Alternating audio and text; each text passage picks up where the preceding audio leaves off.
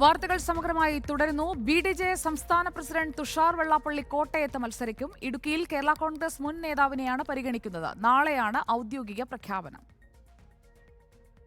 ഇന്ന് ചേർത്തലയിൽ ചേർന്ന ബി.ഡി.ജെ സംസ്ഥാന എക്സിക്യൂട്ടീവ് യോഗത്തിലാണ് സ്ഥാനാർത്ഥികളെ തീരുമാനിച്ചത്. പാർട്ടി മത്സരിക്കുന്ന കോട്ടയം, ഇടുക്കി, മാവേലിക്കര, ചാലക്കുടി സീറ്റുകളിൽ ഇടുക്കി ഒഴികെ എല്ലായിടത്തും അന്തിമ തീരുമാനമായി. ഇടുക്കിയിൽ ക്രൈസ്തവ സഭയുമായി ബന്ധമുള്ള സ്ഥാനാർത്ഥിയെയാണ് മത്സരിപ്പിക്കുക.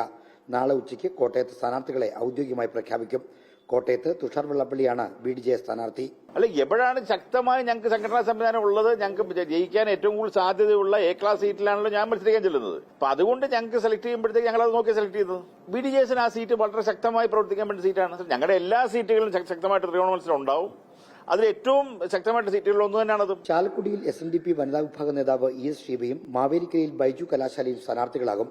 CPM സ്ഥാനാർത്ഥികൾക്കെതിരെ മത്സരിക്കാൻ മടിയാണെന്ന ആക്ഷേപം തുഷാർ വെള്ളാപ്പള്ളി തള്ളിക്കളഞ്ഞു. റിപ്പോർട്ടർ, ആലപ്പുഴ.